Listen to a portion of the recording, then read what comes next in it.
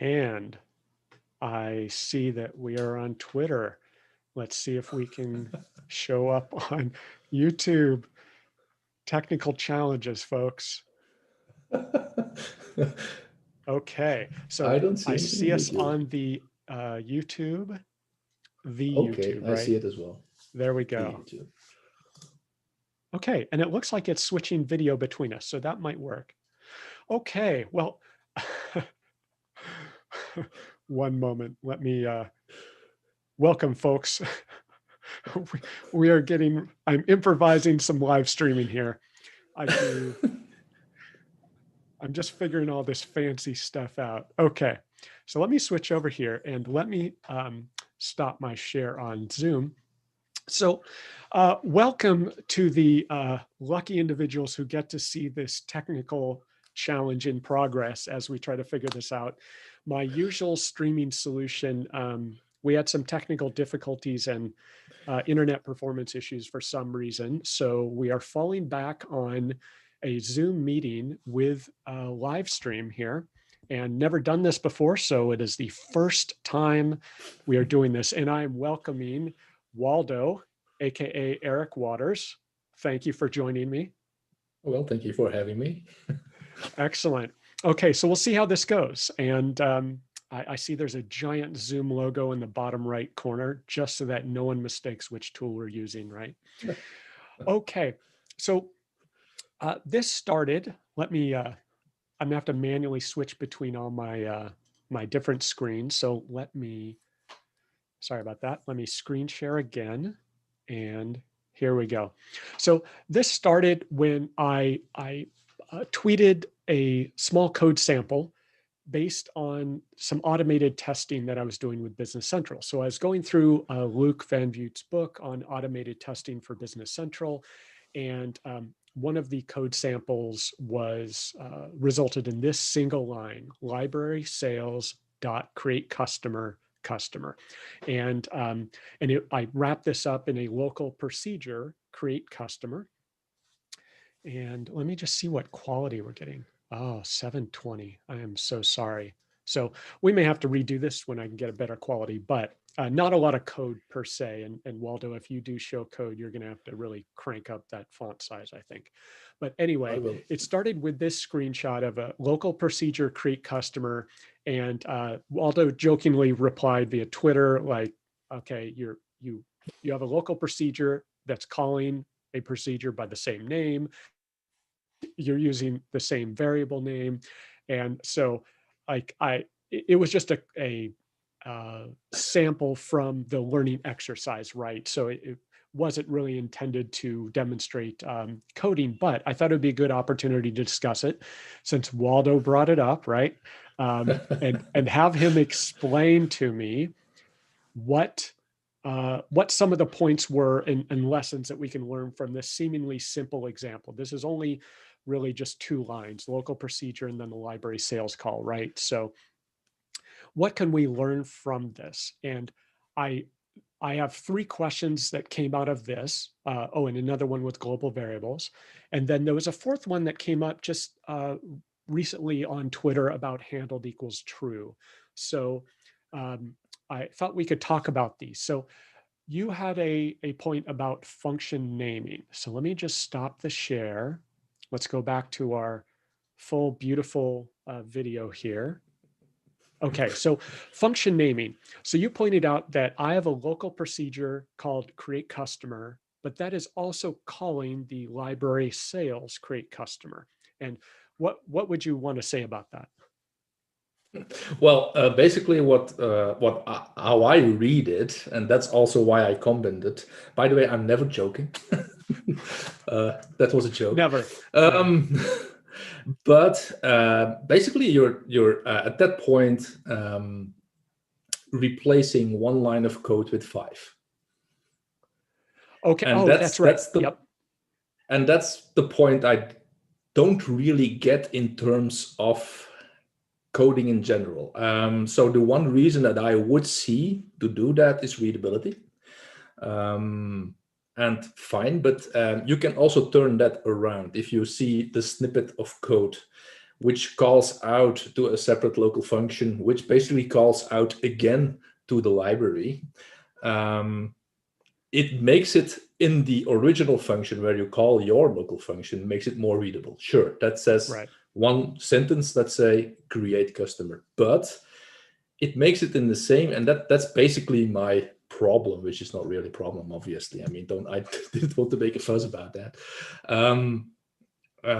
But at the same time, you make it less readable in the sense of it is not clear for me anymore if it is either in testability, either a call out to the default library or an overrule of a create customer kind of function. Because when you look at it, I mean, there are like dozens of ways, or maybe hundreds of ways of creating a customer, and we have in our testability a few times where we need to do it kind of like different than the default library says, right? And if I do not replace that with my own local function, then I see it right away in my test function, either if I use the default library sales or my own. And that is kind of like, the contrast, or how do you say it? Like either it is readable or not readable. So if I were to name my local procedure create test customer 1 or create test customer, and that was clearly not calling the library sales version directly, would that clarify things? Or do you still, just from a naming convention perspective, instead of my function library sales that calls my function create customer that calls library sales create customer, if I were to call that create test customer, for instance, would that help? Well, as in my view, it should indicate that you are actually creating your own create customer function for this test code unit. Okay. And how would you differentiate that? Just by the function name, or? Well, by not creating a local function if I use the library sales. So in my test function, I would have used just library sales.create customer. That's it. I see. Okay. And what if and so I think the conversation on the Twitter thread went along the lines of this create customer procedure is currently just kind of like a stub that does call library sales, but it is the location where I could enhance that and add additional values and modify a few settings to make it more relevant for my test, right? Yeah, and so, absolutely. Okay, in this particular case, it was just one line of code, library sales create customer. So yes, so for me to create a function just to call one line of code in itself doesn't make a lot of sense, but I take it as this is a pattern whereby I create a function whereby I can have additional refinement of that create customer process. Yeah, and I think also the book explains, I mean, there is a bigger picture in all this, right? So the book also explains that you can use in the book, it's still a PowerShell library that you can use to basically convert an Excel into or an already written out code unit. And that's kind of like what you're doing, and in that point it will already create that local create customer function, because you need that in the test function and this kind of things, because it is a given. I don't know if you already read that part in the book, but yeah, in the bigger whole, this pattern makes absolutely sense, because you're basically generating a lot of the code already from the test code unit.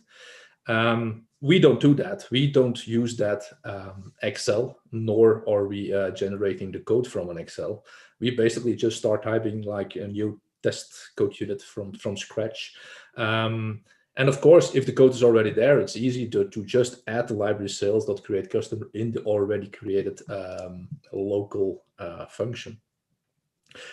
But yeah, that's just At the time you posted that tweet, I didn't know you were actually talking about testability. So Okay, got it. Oh, and so yes, this is a good point. I often post a tweet with something in mind, and the conversation that occurs has nothing to do with what I was thinking, what the intent was, or anything like. It is really interesting. Without a lot of context, people go in several different directions, and I'm like, whoa, guys, hold up, that's not what I meant. But yes, this was in the context of Luke's book, and this is just a sample demonstration project. So yes, and okay, so that was function naming, when to break out separate functions, and then the additional point was in this. In my function, I just have a line library sales dot create customer. And from that, I'm assuming you were able to obviously see that this was a global variable, right? So library sales was defined as a global variable. And yeah, I have not even considered that. I was just following along. And when I looked up global variables in AL, I think the definition in AL context is very different than what I'm used to coming from the .NET world. So it is a global variable one that is defined within a code unit. yeah. Okay, Exactly. so at the top of the code unit, I say var library sales. That is a global variable. It is global to the code unit. Yes. Okay, so I spoke to my colleague developer, and we discussed this. And for us, coming from .NET, we're a little puzzled by that naming convention, because for us that would be just a class level variable. Its scope is contained within the class, just as I think library sales is contained within the code unit. And if we have nice, discrete, well-designed code units, does it really matter whether I define that at the code unit level or at the function level?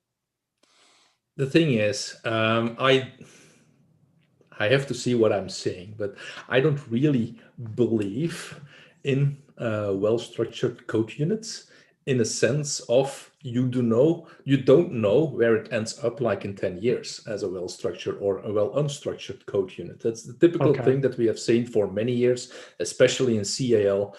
We start off with a beautiful piece of code unit or even product, and it ends up in a disaster after 5-6 years of people adding to it, right?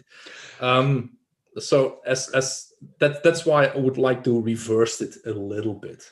Like, let's just be as local as at all possible with whatever we can do, so we can make everything as independent as possible. Because there were quite a lot of examples in the default code base of Business Central. Many people will remember like code unit 80 in its glory days, like 5-6 years ago, which has improved absolutely. But it also had like lots of global variables as an example, which was a disaster actually. If you would like to reuse one of the functions of code unit 80, or many other code units, by the way, for that matter. But then there were like global variables that assume to have been filled by calling other functions at that point, right? So you get this a huge amount of interdependency between these functions. I see.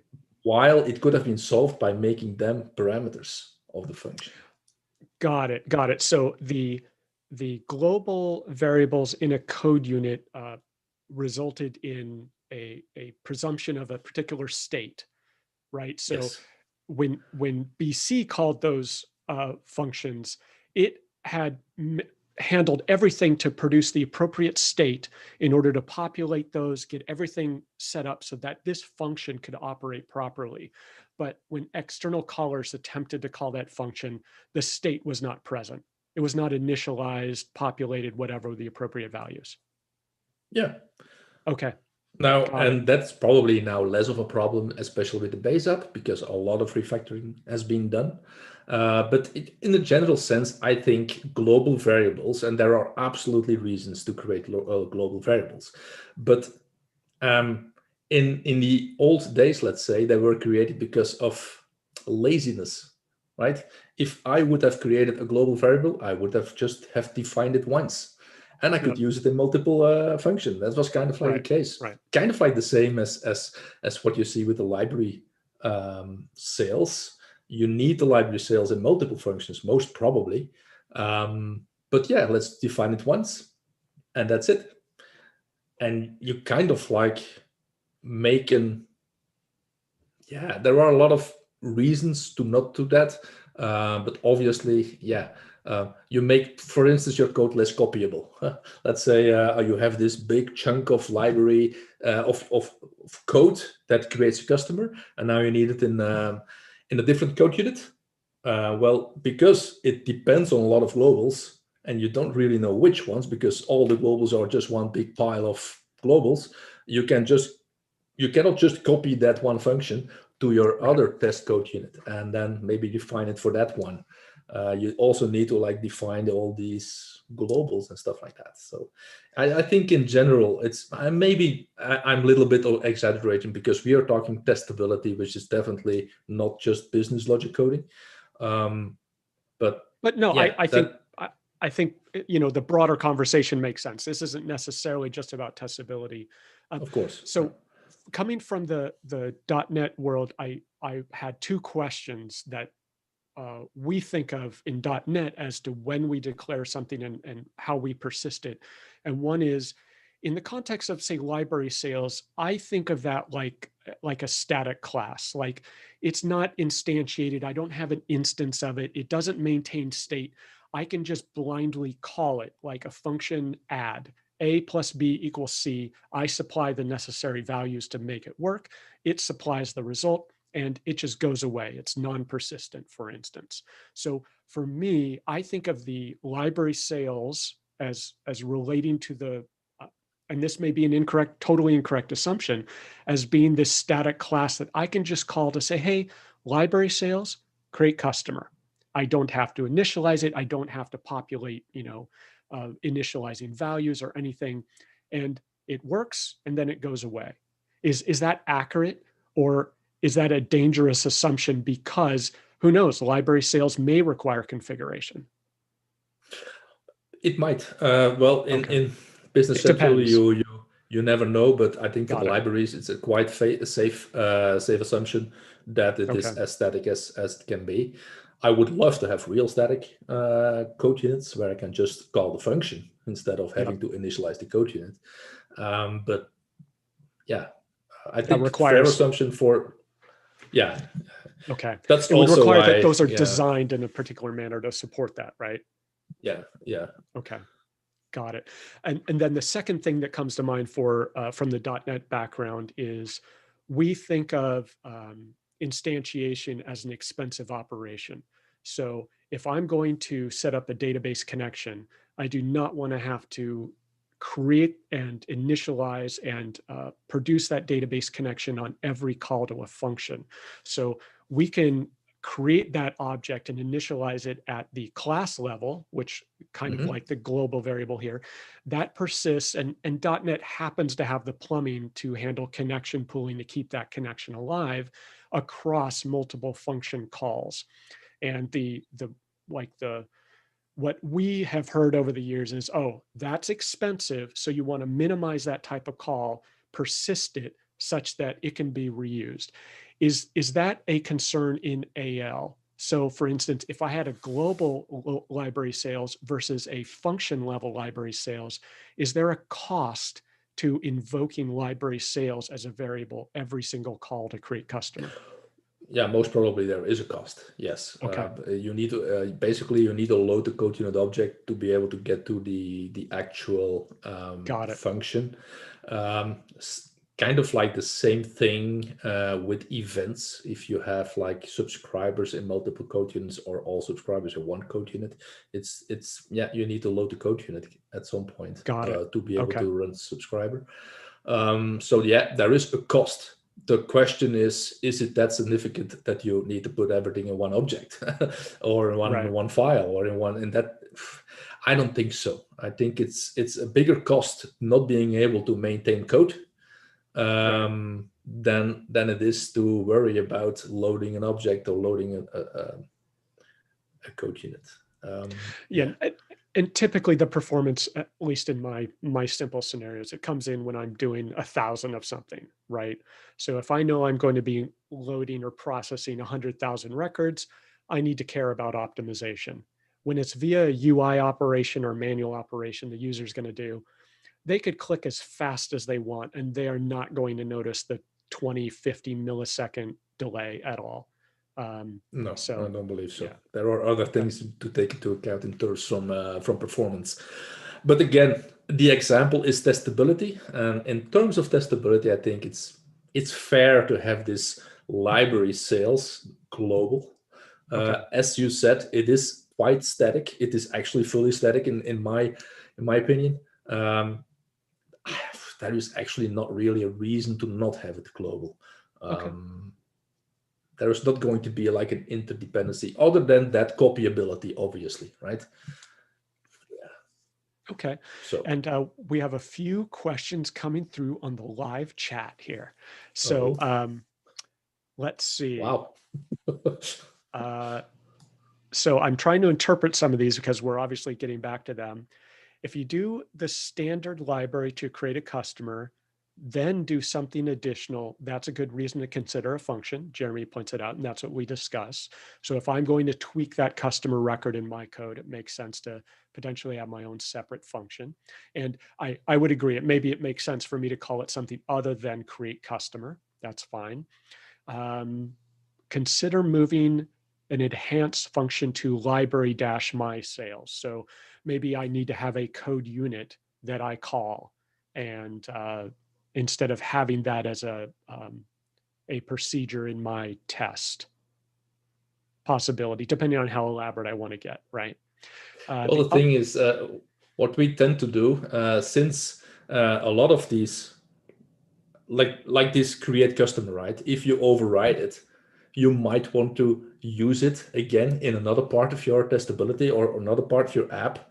So it makes sense to create a library, as Jeremy says, for it, right? Not only for your own reusability within your app, but also for all the apps that might be dependent from your app, which might have to create a customer the same way as you are doing to be able to test your app. I'm dependent on your app, so I need that customer as well to be able to run tests against my business logic at that point. So yeah, creating like extra code units, extra libraries at that point makes sense. Absolutely.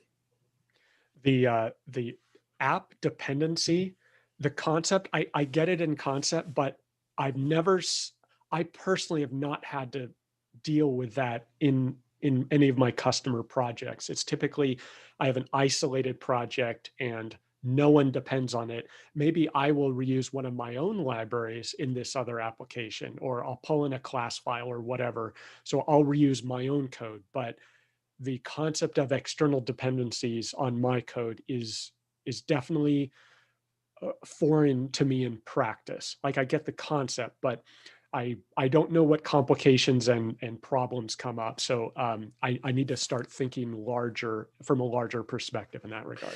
Don't see it as complications and problems. See it as opportunities and challenges. Yes. That's the euphemism, right? Yeah. Yes, opportunities, right?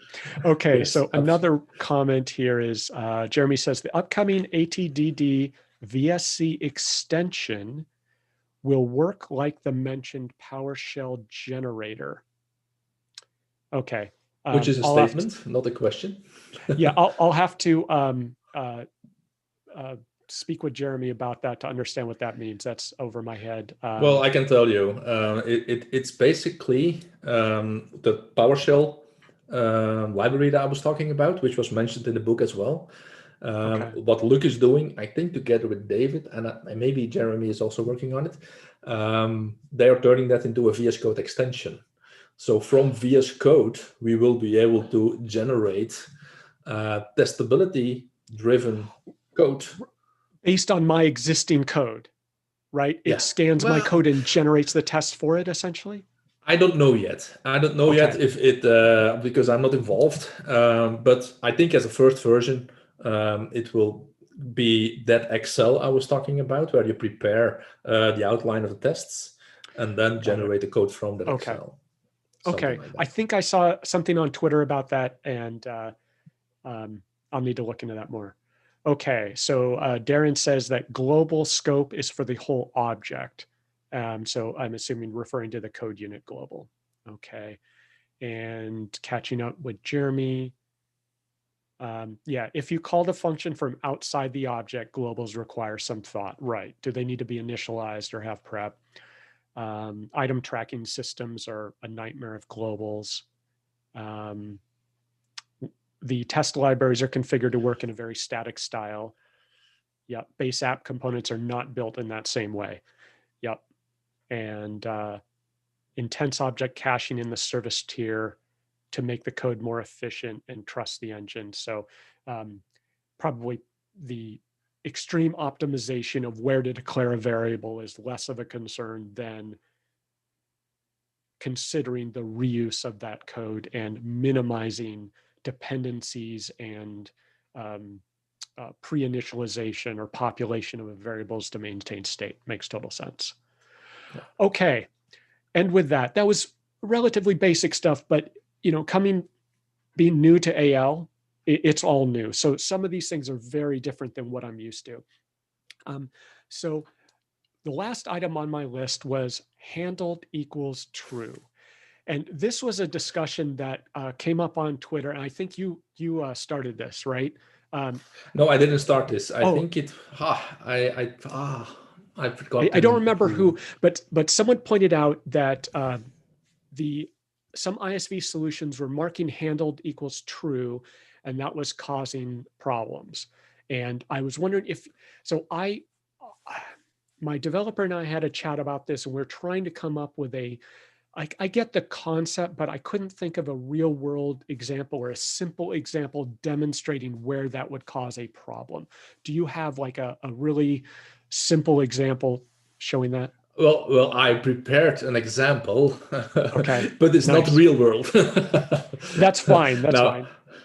Now, when I saw the tweet, I basically reacted to it, stating something in the line of like, if you're handling stuff in the base app, like handled is true, then you are already breaking default functionality and possibly other apps as well. And that actually should be documented that way. Like if you install my app, I might be breaking other apps that you already installed. And shall I just share screen or? Yeah, you should be able to. Okay, let me check this. So I didn't have too much time to prepare this, but no problem. Can you see it? Yes, I can see your screen, and it's coming through on the stream. Okay, so if I remember correctly what I did. So the problem obviously occurs when you have two apps, right? So that's why I have here, I just have two apps. One app which is totally independent from another app, and the other app is totally independent from this one. So two apps, nothing to do. I mean, two ISVs, two developers, nothing to do with each other. That's kind of like the idea. And if you look at the app JSONs, you see no dependencies whatsoever, right? Okay, maybe I can switch. Oh, yeah, that's better. I'm struggling now with my keyboard. I don't know if you saw my tweet that I changed all my keys to blank keys. Oh, yes. Yes, I'm not that brave. I shouldn't have done that, mate. But anyway, I'll put up screencast so I actually see what I'm mistyping. Okay, so what you see here is app number one. You see here app number one, and I haven't published this anywhere just yet. Okay. And I simply subscribe to an event, doesn't really matter, but this event does have an isHandle boolean. What does that mean? If I would subscribe to this one, I have the possibility to stop execution of the code that would follow this publisher. And if you look at the code from default, so this is the event, you basically just see here, and that's usually the pattern if you have an isHandled. If it is true, then just exit, and this will not be executed. Right? And you see here, for instance, there is another event that will not be executed because I handled this event already. So that could possibly be two upcoming problems here. Somebody handling this, right? And if handling this, my code might be different because I'm subscribing to this one. And if I'm subscribing to this one, that might not even be executed anymore, right? So if you see that in practice, you see that I actually, on those both events, I just did something silly, right? I just changed the description to Vieco. This could be any kind of field that I want to enter in a sales invoice line, any kind of new whatever. And at the end, on after sales invoice insert, I would like to show a message. Completely stupid, but just to show the idea. So if I would publish this, I have no idea where this is going to pop up. Apparently here.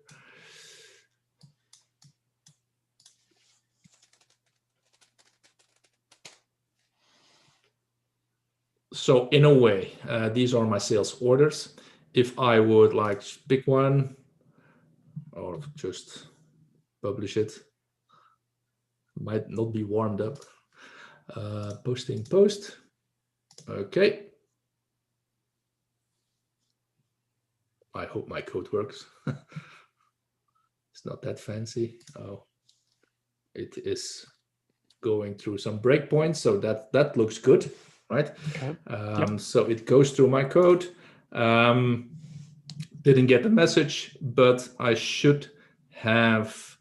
Let me go to my posted sales invoices. This is my last one, and description should be vehicle. So at least my code has been executed. Now the problem is I have another app here, and that might be handling something, and exactly it is handling something. And then typically you will do that when you would like to decouple some functionality. I would like to decouple the default functionality by implementing my own business logic, right? So in this case, I'm overruling everything that follows, but still I am inserting, right? So I'm just making sure this is inserted, and whatever was followed, so I don't care about this null GUID or system ID or log message, all these kind of things. I'm overruling that at this point. I have no idea why I would do that, but people can. Okay, this could happen. Just imagine this is an awesome piece of business logic.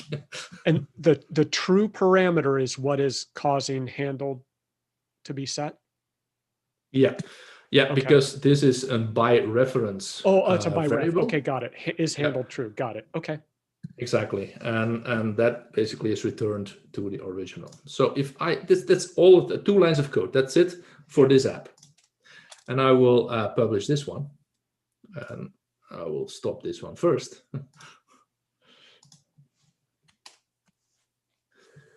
I will not start debugger at this point. And back to sales orders, I will take another one. I open it again. I don't have to open it, but anyway, let's post this, post a document. Yes, let me open that one. And now there's no Vieco anymore. Yep. And if we drill down to this, why is this a problem? And that is obviously the most complicated part, because when we look at both pieces of code, and I will put it side by side.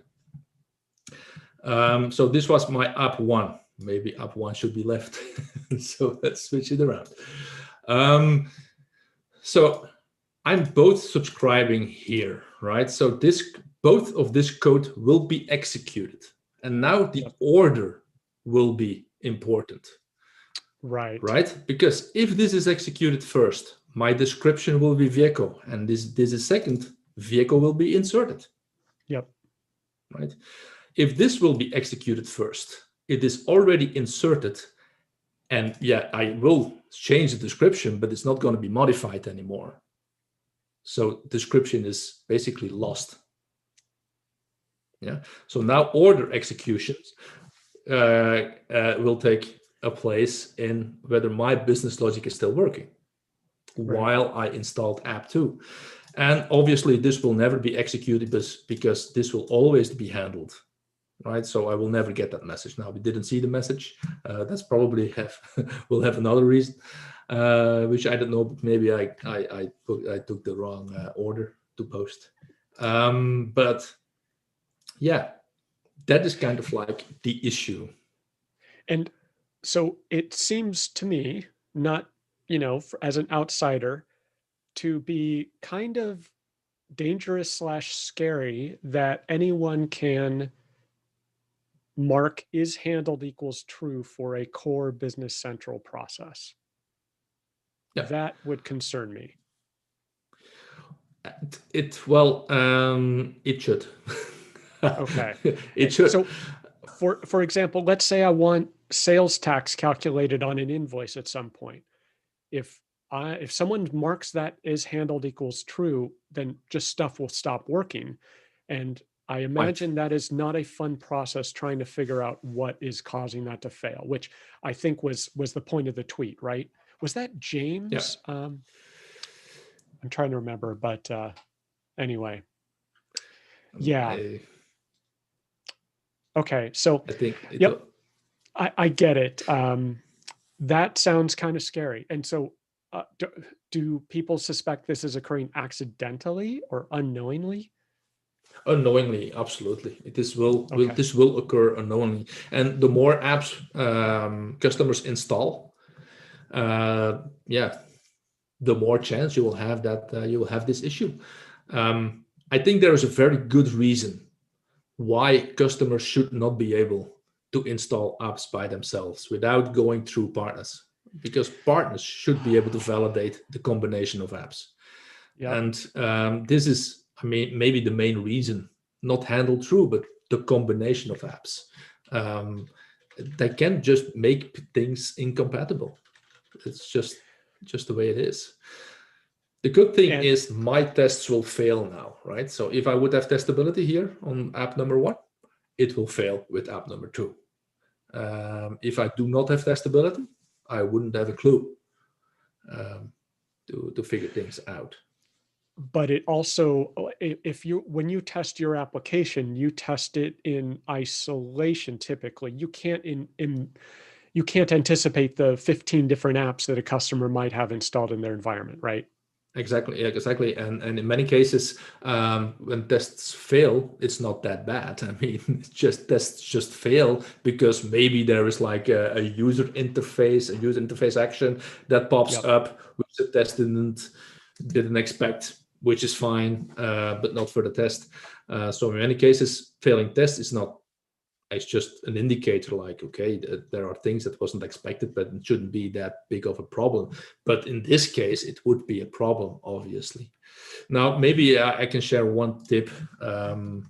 So there is a possibility to run the subscriber page. So this is an action that basically just calls a page in the web client, the event subscribers.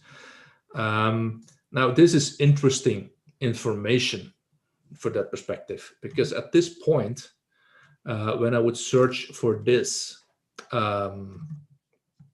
event, I should at least have 2 subscribers. So what you would be able to do is do some kind of analysis, like which apps share subscribers, and maybe that's a focus point.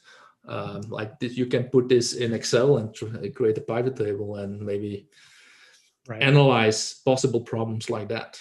I don't know. Just a tip. Got it. And I did find the tweet here. So let me pop this up on screen here. Okay, I will stop sharing. This is Gosh, all these weird screen numbers. Okay, so are you seeing Twitter from Christian, Christian? yes. Yes, so Yes. this Now I was remember. the tweet that started it. And keep getting requests from customers that his app source apps are not working. Most of the time our code is not executed cleanly because another app is already handling parts of the process. And yeah. Yeah. So definite challenge there. Yeah. Handled pattern is an adjustment instead of an extension. Holding on to what one once was almost never a good idea. All ISVs should avoid them. Okay, so there may just be a lack of understanding or education from perhaps new ISVs in the BC market. Again, it is kind of a difficult thing to look at. You cannot just say never use it, because you will basically remove a lot of possibilities. So people need them in a lot of cases in their ISV solutions. Just if you use them, well, do know that your product might not be compatible with lots of others. That's the only thing that also uses them, obviously. Yeah, in the Dynamics GP world, the example that I have is sometimes a dialog box will appear in the application, and sometimes we want to suppress that dialog box because it's not relevant, or we're taking care of that, or whatever. And the challenge comes in when a customer deploys the product in end user environments where we do not want that dialog to be suppressed. They're not seeing the messages. And so in one instance, we do need to suppress the dialog box. In other environments, the end user does need to see the dialog box. And so we have the problem. It's like, okay, we need to make sure that however this solution is deployed, it's not interfering with the user's normal experience of seeing that error message. And to do that, we have an event and we issue a cancel command to that dialog. We're overriding the default functionality of the application. So that's about as close as I can get to having experienced that, where the users are saying, why is this not working? It's because we were suppressing all of the error messages in the UI for our solution, and it got installed on the user's workstation. So yeah. Okay, well, that's all I had. Anything else? Nope. That's Okay, all I cool. had as well. Awesome. Well, thank you for joining me late at night. Have a good evening, and thanks everyone for watching.